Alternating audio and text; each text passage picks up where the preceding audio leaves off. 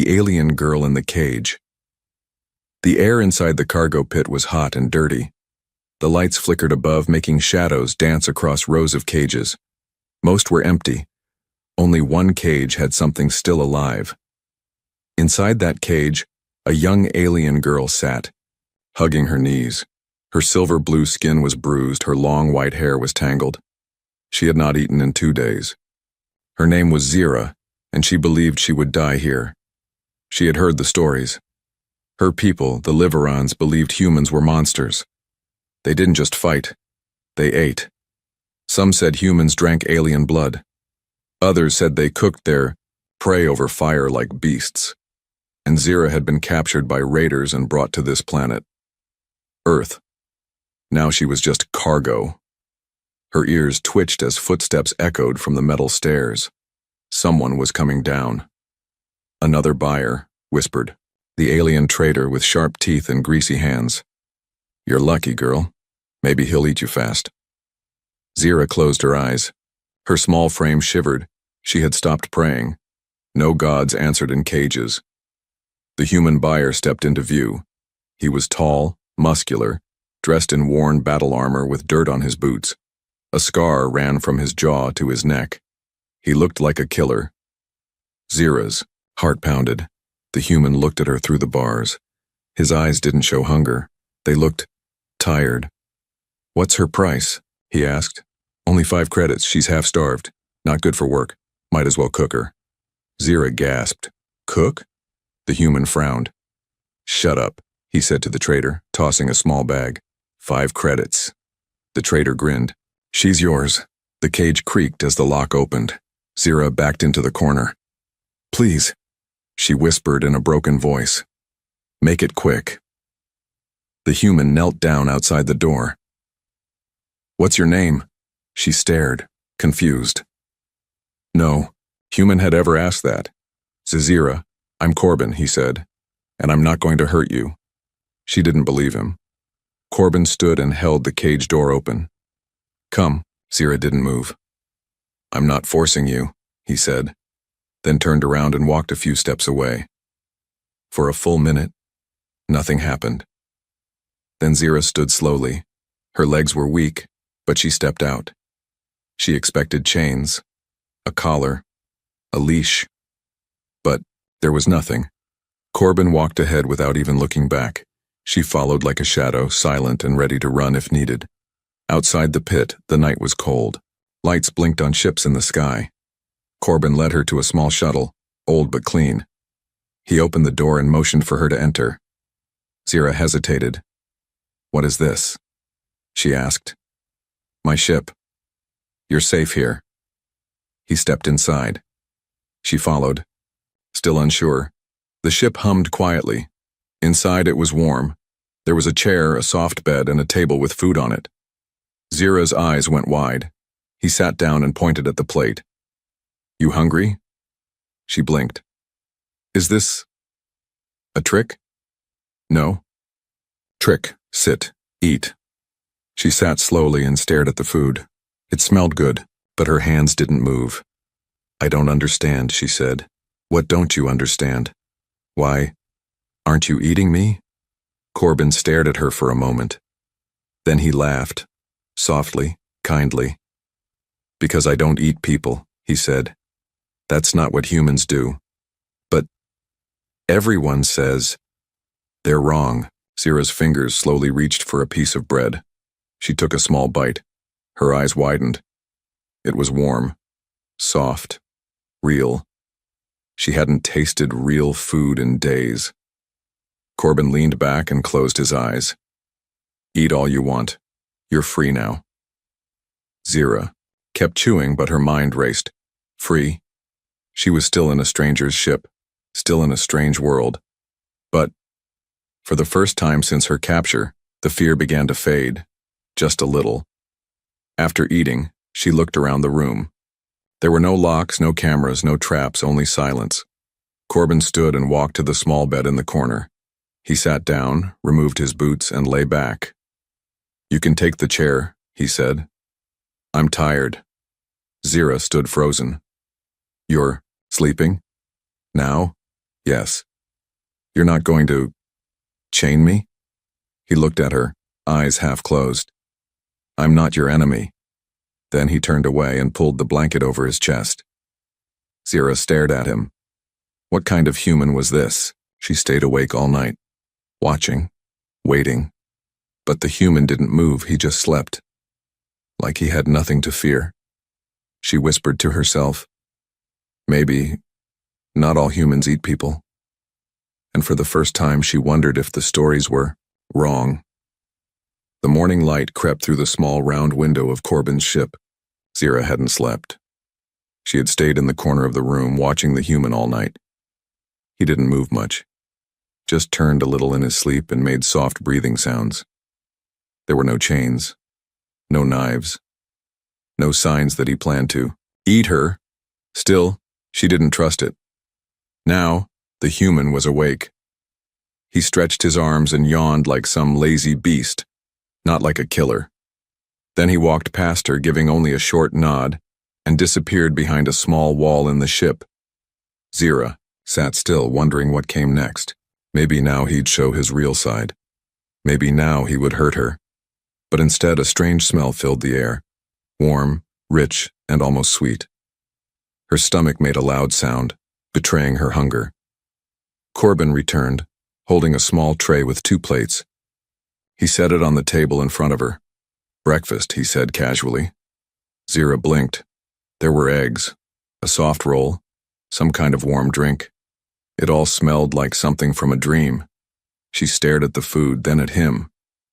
What is this? She asked quietly. Food. For me? He nodded. Of course. She looked down at the plate again. But I thought I was the food. Corbin frowned slightly and then sat down opposite her. You really believe humans eat aliens? Zira didn't answer. She just looked at him, unsure if he was joking or testing her. My people, they said humans boil us, roast us, that you bite bones. Corbin gave a tired smile. We don't do that. Maybe your people met the wrong kind of humans. Zira still didn't touch the plate. Corbin leaned back. Listen, if I wanted to hurt you, I wouldn't feed you. I wouldn't let you sleep on my ship. I wouldn't let you walk free. That made sense, but fear was hard to shake. She picked up the soft roll and took a small bite. It melted on her tongue. Her eyes widened. It was delicious. For the first time since she had been captured, she felt something other than fear. A tiny, fragile piece of peace. She took more bites, faster this time. Her hand still trembled, but the warmth from the food started to push the cold out of her chest. Corbin watched without speaking. He saw the way she guarded her plate with her arms, like someone might steal it. The way she chewed too fast, ready to run.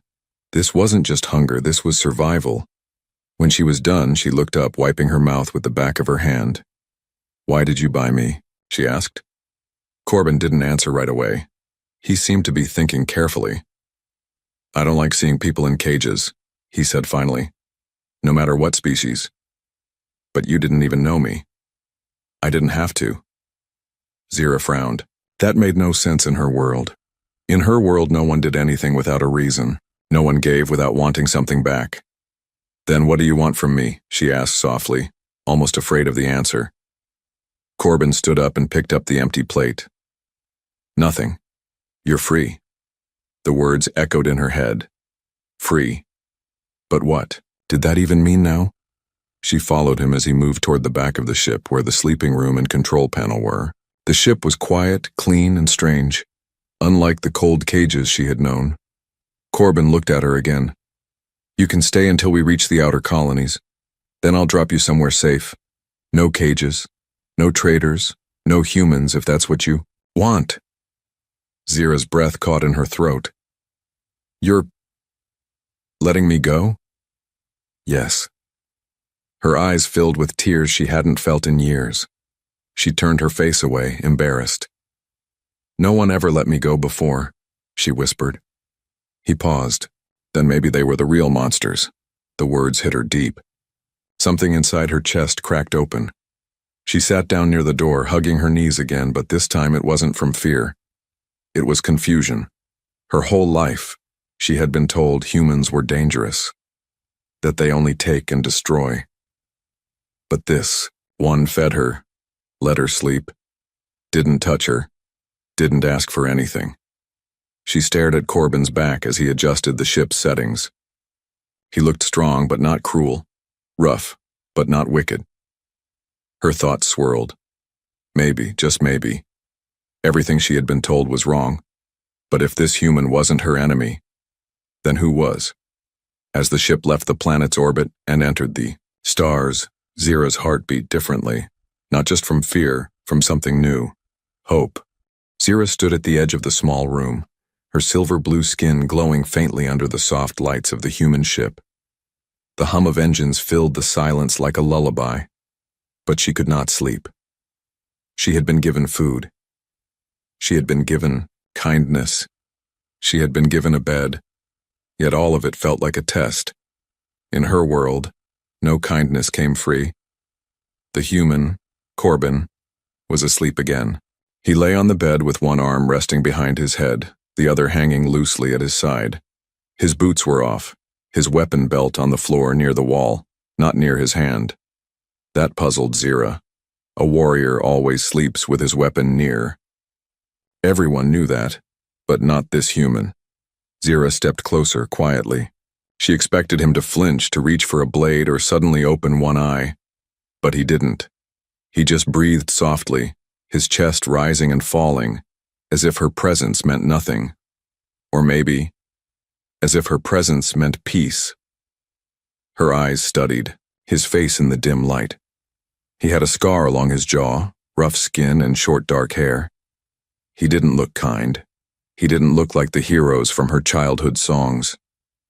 And yet, he had not once hurt her. She crouched beside the bed, watching him, not with fear anymore, but with a question growing in her heart. Why? Why had he helped her? Why had he risked his credits to free her? What kind of human didn't ask for something in return? Back in the trade pit, every glance had meant danger. Every hand reached to chain grab or claim, but Corbin hadn't even touched her since she stepped into his ship. Not once. She looked at the door. It wasn't locked. There was no collar. No cuffs. Freedom was hers. She could escape right now if she wanted. But where would she go? The galaxy outside was full of worse monsters than the ones in her old stories. She was weak, underfed, and alone. And the only being who had shown her kindness was this human. Suddenly, Corbin groaned and shifted slightly, rolling onto his side. Zira froze, her breath caught in her chest. His eyes opened just slightly. She stood quickly, ready to run, but he didn't sit up. He just blinked at her with sleepy eyes, then whispered, "You okay?" The words hit her like a soft wind. Gentle. Real. Zira nodded slowly. I'm not used to sleeping without chains." Corbin gave a tired smile. "You don't need chains here, not now, not ever." He closed his eyes again and was asleep within seconds. Zira stood there for a long moment. She could feel the weight of the night pressing against her back. She could leave. She could run. But instead, she walked to the chair near the wall and sat down, curling her legs under her. Sleep didn't come easily, but something in her chest began to soften. Something that had been hard for years. Hours passed. When morning came again, Zira was half asleep, in the chair. She opened her eyes as the scent of heat and oil filled the air. Corbin was in the control seat, pressing buttons and reading blinking lights. "You slept in the chair all night?" he asked, not turning. "Yes," she answered quietly. "You could have taken the bed. I don't mind." Zira shook her head. "Beds were never safe for me." Corbin didn't say anything at first. Then he stood and brought a metal box toward her. He placed it on the table and opened it. Inside were clothes. New ones. Clean. "I found these," he said. "Might fit. I know yours are torn." Zira looked down at her ragged clothes. The fabric was thin, dirty, full of holes. She hesitated. "Why do you keep helping me?" she asked finally. "You don't know me. I could be lying. I could be dangerous." Corbin looked straight at her. "Because you deserve better. That's enough for me." Zira swallowed hard. Her throat burned, not from pain but something deeper. She didn't have words for it yet, but something had changed inside her. She took the clothes and stood up. "Where can I change?" He pointed toward the back. "Small washroom, left door." She disappeared into the small room, and for the first time she saw herself in a mirror. Her face was thin, her arms bruised, and her eyes wide and lost. But beneath all that, there was still life. She dressed slowly. The clothes were warm and soft. They smelled like dust and metal, but they were clean. And they were hers. When she stepped back out, Corbin looked up and gave a simple nod. "Better," he said. Zira didn't reply. She just sat down. She still didn't trust the galaxy. But maybe, just maybe, she could start to trust one human. It started with a loud bang, metal clashing against metal. Zira jumped from her seat, her eyes wide with fear. The floor of the ship shook slightly. The blinking lights on the control panel turned red. A sharp alarm rang through the ship, followed by a mechanical voice. "Warning. Unidentified vessel approaching. Shields at 60%. Corbin was already at the controls. His hands moved fast, pressing buttons, pulling levers. He didn't look afraid, just focused. "Pirates," he said. "I should have guessed they'd follow us." Zira's voice trembled. "They're coming. For me? Maybe," Corbin said. "Or maybe they just want an easy target. Doesn't matter. They won't get you." The ship rocked again. Zira stumbled and grabbed the wall for balance. Her heart raced. All those terrible nights in cages, all those hands reaching for her, and now it was happening again. Only this time, she wasn't helpless. Corbin stood up and handed her a small device. It looked like a square stone with a button. "If anything happens to me, press this," he said. "What does it do?" "It locks you in the engine bay. No one can open it without my code. It's the safest place on the ship." Zira looked at the button, then at Corbin. "You're protecting me?" He gave her a quick glance. "Of course I am. Stay behind me." Outside the ship's window, a pirate vessel moved closer. Black and sharp like a metal shark, its weapons began to glow. Corbin grabbed his plasma rifle and slammed a hand on the wall panel. The ship opened a hidden compartment, revealing armor and a second weapon. He pulled a helmet over his head and turned to Zira. "Hide if you can, but if you can't, use this." He tossed her a small pulse knife, a simple blade that hummed with energy. Zira had never held a weapon before. Her hands shook. The enemy ship latched onto theirs with a loud clang. Moments later, the door at the back burst open with sparks. Pirates flooded in, tall, armored, their faces covered. They screamed in strange tongues and raised their guns. Corbin didn't hesitate. He fired once, twice, fast and deadly. 2 pirates dropped instantly. Zira crouched behind the control panel, watching in horror. Then she saw one of the pirates sneak up behind Corbin with a blade raised. "Corbin!" she screamed. He turned too late. The blade slashed across his side. Blood spilled. Corbin dropped to one knee, groaning in pain. The pirate raised his weapon again, but before he could strike, Zira moved. She didn't think. She didn't plan. She just acted. With a cry, she jumped forward and drove the pulse knife into the pirate's back. The energy blade pierced through armor. The pirate screamed and fell. Corbin looked up at her in shock. "You stabbed him," he muttered. "I had to," she said, panting. "You would have died." Corbin smiled, even through the pain. "Guess you're not as helpless as you thought." More pirates came. Together, Corbin and Zira fought them off. She wasn't strong, but she was quick and brave. By the time the last enemy fell, the ship was silent again. Smoke filled the air. The floor was covered in bodies and blood. Corbin leaned against the wall, holding his side. Zira ran to him. "You're hurt." "I've had worse," he muttered. You're bleeding. He laughed weakly. Yeah, that happens when you get stabbed. She helped him walk to the med station. His blood was warm, real. It scared her. She had never seen someone risk their life. For her. Why? She asked, voice breaking. Why do you keep risking yourself? I'm no one. I'm just some alien girl. Corbin grunted as he sat down. You're not just anything. You're a person, and I protect people. She wiped blood from his side, her hands shaking. But you don't even know me. He looked at her with tired eyes. I know enough. Zira didn't speak after that. She just cleaned the wound, wrapped the bandage tight, and sat beside him. The silence between them was not empty. It was full of something unspoken, something that had started to grow. Trust.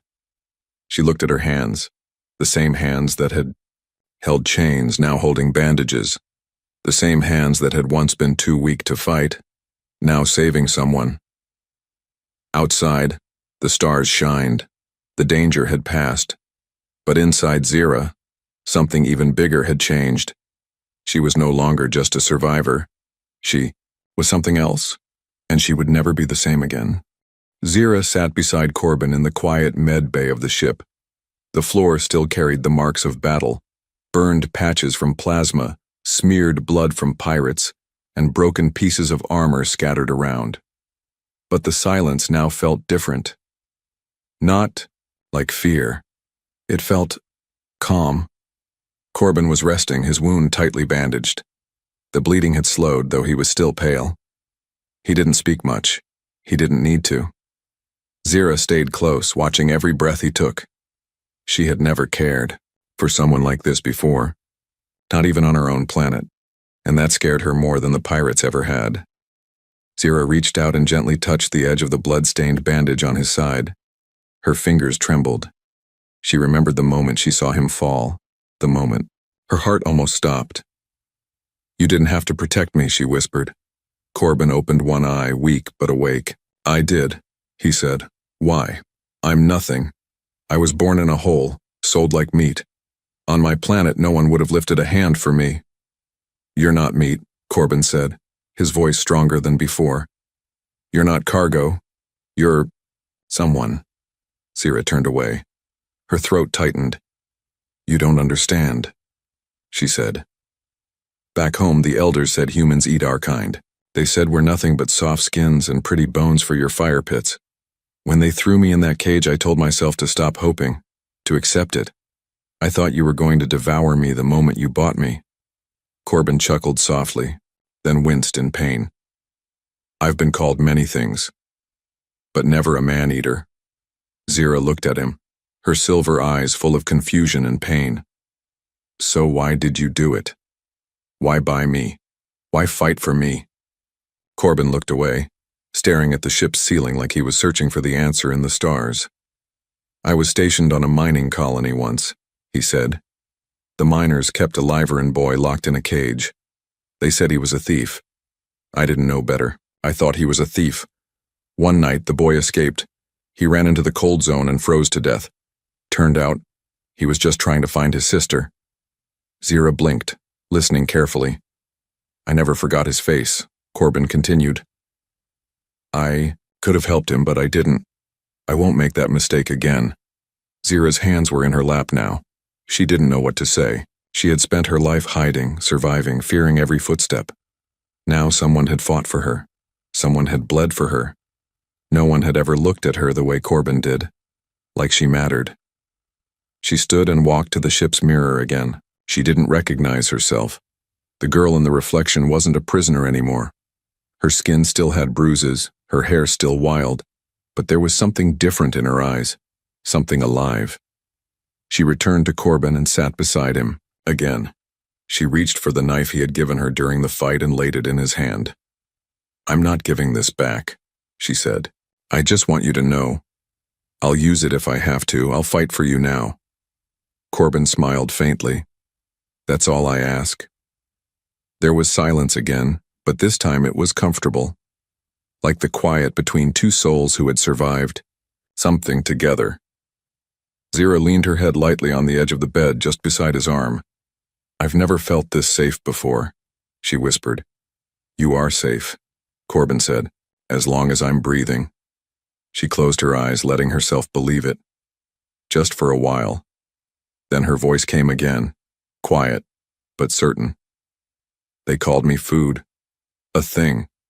But you don't see me that way." "I see someone brave," Corbin said. "Someone stronger than she knows." Her lips curled into a small smile. "You're the first person to say that."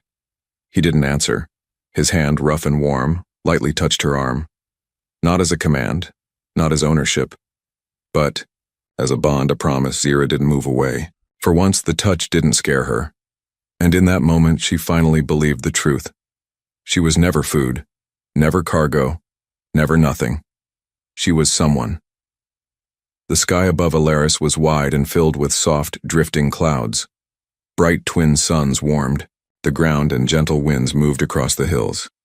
Zira stepped off the ship slowly, her bare feet touching solid earth that didn't smell like oil or metal. For the first time in years, the ground under her feet didn't belong to a cage. She closed her eyes and breathed in deep, fresh air. No chains, no watchers, no walls. Corbin stood nearby, watching her quietly.